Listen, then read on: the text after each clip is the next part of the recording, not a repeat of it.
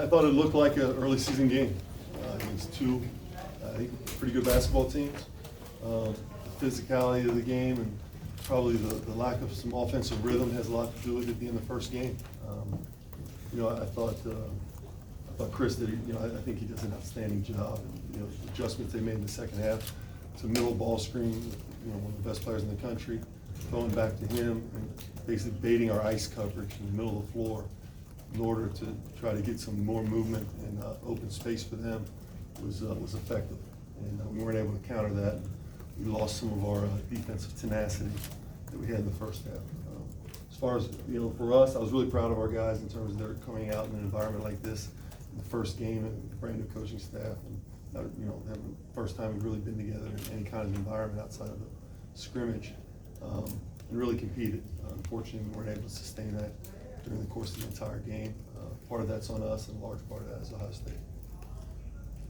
Coach, over here on your right, just how tough is it when you have that 7-point lead going into the break, and then the Buckeyes just come out and start punching you a little bit in the mouth, giving themselves a little momentum? How tough is that when you had a 7-point lead and you guys were feeling it going into the break? Well, I think it's the top 15 team in the country. That's what you do. You expect that. So the expectation was they were going to go and run the second half, and they did. I felt like we were constantly in a 1- and 2-possession game despite the run that went on, including at the end when we had a few steals and we had some threes rim out or potentially a different outcome. But you expect that in an environment like this with such a high level team as Ohio State. It would have been, when they went up 9, maybe kind of easy for these guys to say we played hard, but they continued to fight. Were you proud of their effort that they responded like that and got it back down to a 2-point game? Yeah, they're used to fighting. That's what this team does. I told them, this is one of the toughest, more tenacious teams I've been around when they want to do it. Now, we didn't sustain it, and we were undisciplined in the second half. And undisciplined teams are coached by undisciplined coaches, so we're not going to be undisciplined. Okay? So if we're going to be undisciplined, it's going to be an early season undiscipline. We're going to get that fixed. And I just thought we were undisciplined defensively in the second half. And again, large part of that, Ohio State credit, they put us in some different positions. How difficult was it to maintain a flow offensively with the amount of fouls that were called? Yeah, whether it was the fouls or just the early season, it was very difficult to get a flow. And I knew we were out offensively. We're not there yet. And offensive basketball takes time and details, and we now have tape to show that we need to be a little more detailed in practice, a little more attentive to the synergy that it takes to play offensive basketball. And, I knew we weren't there yet, so I knew we'd have to run the defensive rebound. John, you said yesterday, you talked about seeing those little things that coaches that they're getting at. Were you able to see some of those things that you saw the progress that these guys are kind of getting into your system? Not so much in the system, no. Not tonight. I don't think. I'll see it on tape. What I saw was some guys that know how to win, know how to compete, know how to play hard.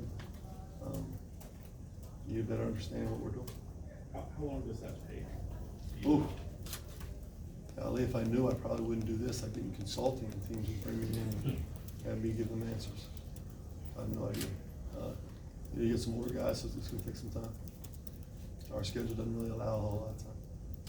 Now that you've got this first one under your belt, I know you're not an overly emotional guy when it comes to basketball, but being in this facility, having your family here, what was it like coaching UC Bearcats for the first time? That's a great honor. I mean, listen, to walk out in this facility, to get a chance to compete against Ohio State and UC on national TV is why you do it. That's why our kids signed it. University of Cincinnati. Certainly, I enjoyed leading this program. Felt like we were in position to win the game and compete. Weren't able to finish it. Chris Holtman said yesterday he felt you guys might be better prepared for them than they did for you because there's more film on some of the guys and how they play. Did Ohio State look like what you thought they might as you study similar film from last year? And how did Caleb Wesson maybe look different? Obviously, you got a different body type this year. Well, I just think this is really hard, these early season games, because it's funny, I saw Chris's comments with that, and I should have texted him and say, I have no idea what we have either. So, we're kind of together on that. And I think every coach will tell you this, and it's true. Every team is different. Every team is new. So the team that they had last year is different than the team they had this year. So to be able to gain a whole lot from that is hard. I think Caleb's taking his game to a whole other level. And he's an unbelievably difficult matchup. He's in a system with a coaching staff that knows how to utilize that talent. And they're going to be a tough out. they're scratching the surface, as I think we are. I heard a guy behind me say, in the crowd, he was waiting for Jaron Cumberland to take over the game. How much do you want to see him flip that switch and be leader on offense, or in your system, is it, you know, everyone does their part and it just all falls into place, or are you waiting for Jaron to break out and Well, own that game? I think for Jaron, he's just got to get in shape right now. I mean, he just was off for so long, you know, we're still not in the shape we need to be in. Super competitive, super talented, makes the game easier for others, makes the right decision more times than not, took some tough shots tonight, makes the right decision more times than not. Just gonna have to have practice gets it there, players don't like to hear that. But the bottom line is, the practices will enable you to have success in the games, and, you know, him and I are learning each other right now. It's the first time I've had the opportunity to go on a stage like this and compete with him. John, speaking yesterday, Coach Holman wasn't sure if this is something that's gonna continue beyond this season. And obviously, you weren't there when this was put together. Is this kind of a neat tradition? You guys can start the year off playing each other on a sporadic basis or an annual Yeah, basis? I think it's a great rivalry. I think I'd love to play it. I'm not sure we're gonna do it the first game of the year. I think Chris would probably second that. It's a tough challenge to do the first game. Chris both picked up 2 fouls early, and you left Jay Sorolla in there for a long time in the first half.